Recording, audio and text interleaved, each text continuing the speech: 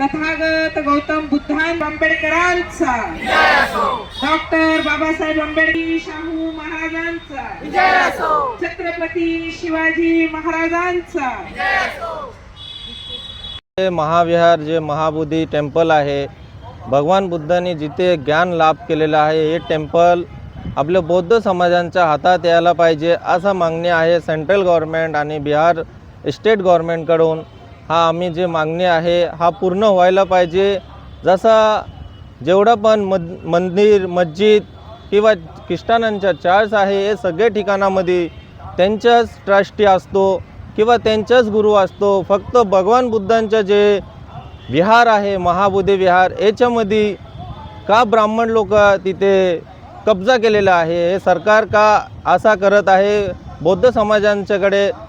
फक्त बौद्ध समाजाला न्याय का नाही भेटत, हा एक प्रश्न आहे। सेंट्रल गव्हर्नमेंटला जे BJPचं जे सरकार आहे आणि बिहारच्या जे नितीश कुमारचं जे सरकार आहे, यांना आम्ही असा मागणी करतो की लवकरच लवकर जे 1949ला जे ॲक्ट बनवलेला आहे हा रद्द करून नवीन ॲक्ट करून जे पण सेंट्रल गव्हर्नमेंट आणि स्टेट गव्हर्नमेंट हा दोन्ही गव्हर्नमेंट मिळून हा ॲक्ट रद्द करून लवकरच लवकर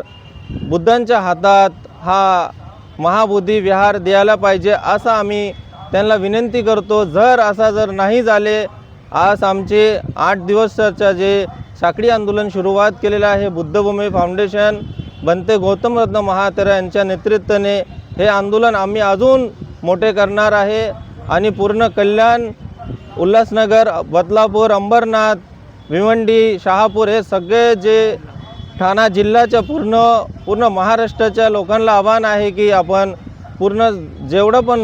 आपण बौद्ध समाज आहे पूर्ण मिळून हा 8 तारीखचा जे महामोर्चा आयोजन केलेलं आहे, हे महामोर्चामध्ये आपण सामील होऊन हे सरकारला आपले जे पण बौद्ध समाजांच्या जे ताकद आहे पूर्ण करायचे आहे, पूर्ण दाखवायचे आहे, पूर्ण कल्याण जाम करून आपण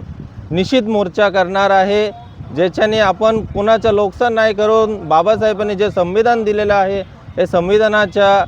दायरीमध्ये राहून आपण हा मोर्चा पूर्ण करू असा मी सर्व बौद्ध समाजांना आवाहन करतो। आणि 8 तारीखला आपण